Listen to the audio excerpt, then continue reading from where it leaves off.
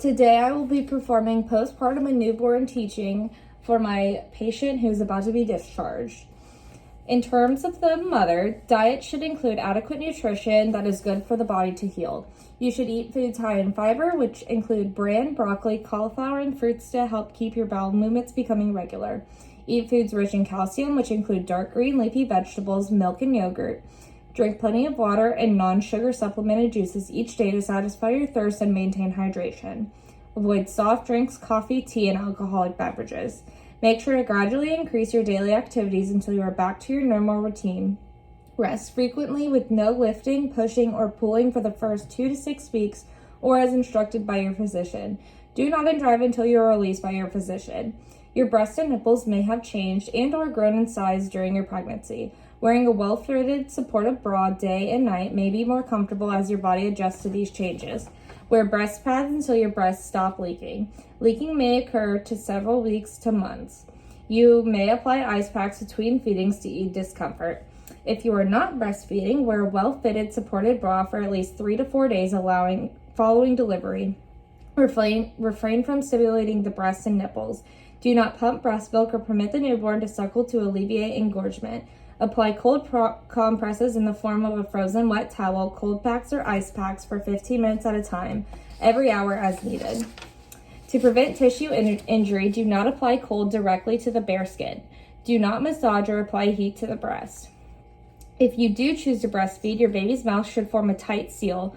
The lip should be against the areola, not the nipple. If the baby is suckling incorrectly, slide a finger between your baby's lips and your breast to break the suction gently. Reposition and try again. How long should you nurse for? As long as your baby wants, which is usually 10 to 30 minutes. At first, your newborn will probably want to nurse many times in a 24-hour period, though not for very long. It is important for the health of your breast to have your infant feed from both breasts every feeding. Good signs of nursing include hearing your baby swallow without a clicking sound, seeing movement above the baby's ears, and they may even wiggle, and not seeing dimples in your baby's cheeks. You and the baby should appear calm and relaxed during the feeding. You should feel gentle tugging at the nipple, but no pain after the first few minutes. If you do feel any pain, it may mean the baby is not positioned properly or that the tongue does not extend past the lower jaw. Remove the baby and begin again. Make sure to wash your hands frequently as you are caring for yourself. To prevent infection, always wipe front to back and after going to the toilet, and clean your bottom with warm tap water using the peri bottle after you urinate or have a bowel movement. It is important to change your pad frequently. Vaginal flow will decrease in amount from bright red to pink to brown to a yellow or cream color. Your menstrual period may occur as early as 6 weeks to 2 months after the birth of your baby. Make sure to avoid constipation. You may take a mild laxative or stool softener until bowel movements have returned to your normal pattern. Increase fluid and fiber in your diet. Make sure to discuss birth control options with your healthcare provider. You may choose to obtain a method of birth control before resuming sexual intercourse. But nothing should go in the vagina the first 6 weeks after discharge. Sexual intercourse should be avoided until bleeding has stopped and the woman feels physically and emotionally ready. Some warning signs to report to your healthcare provider immediately include pain, redness, warmth, swelling, drainage, or foul-smelling discharge from the incision, or the incision begins to open. This includes perineal lacerations or C-section incisions.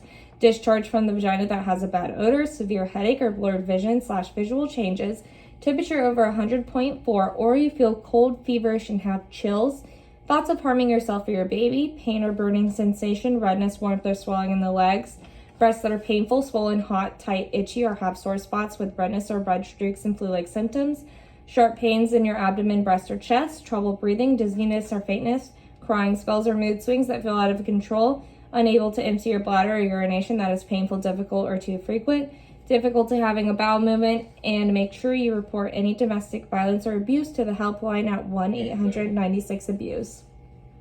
In terms of the infant, some safety measures include placing your infant on his or her back to sleep. Use sleep clothing such as a one-piece sleeper instead of a blanket. Do not let anyone smoke around your infant. Use a firm mattress and a safety-approved crib covered by a fitted sheet. Car seats and other fitted devices are not recommended for routine sleep. Do not use pillows, blankets, or pillow-like bumpers in your infant's sleep area. Wedges and positioners should not be used. Keep soft objects, stuffed toys, and loose bedding out of the infant's sleep area.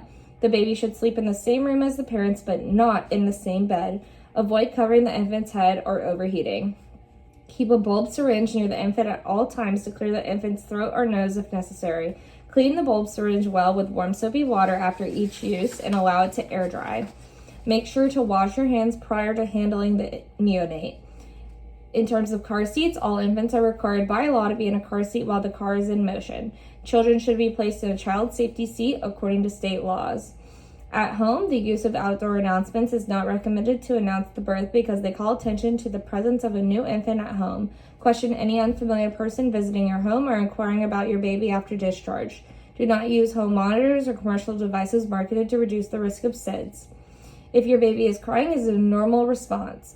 The most likely causes for crying are hunger, need for diaper change, or need for burping. You should burp your baby after each feed.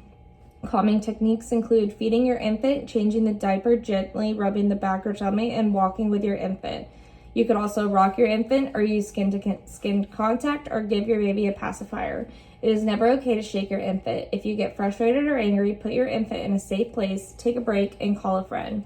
Infants require a lot of sleep. You should be waking your baby at least every 3 hours to 4 hours for feeding. You should place your baby on his or her tummy each day for supervised tummy time. This will strengthen his or her neck and abdomen.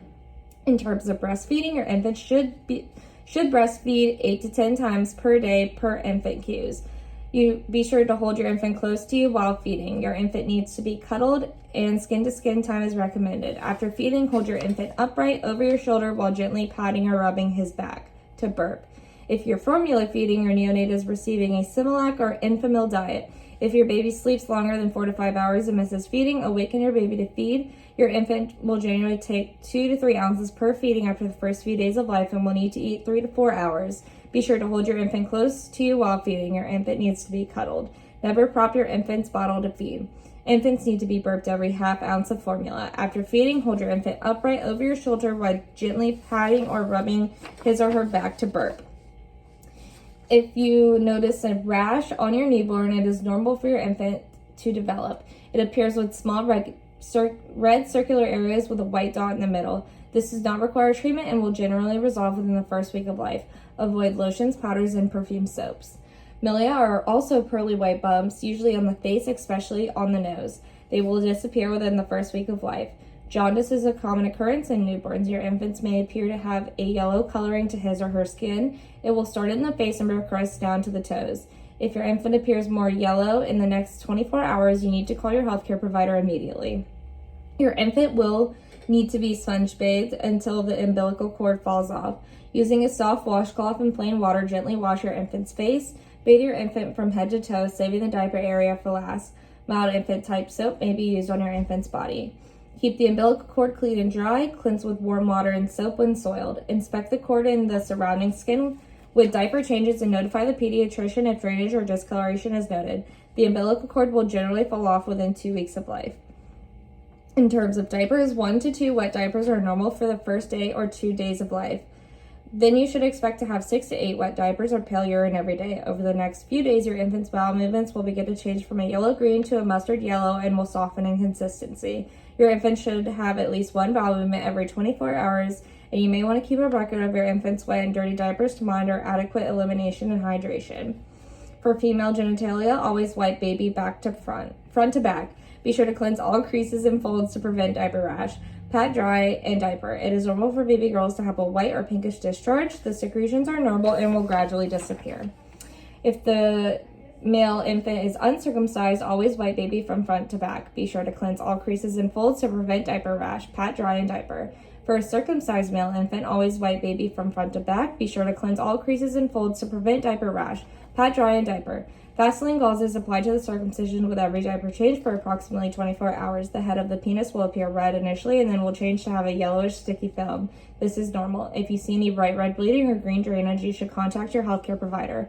The plastic ring method of circumcision does not require a dressing. The ring is used will come off usually by 2 weeks.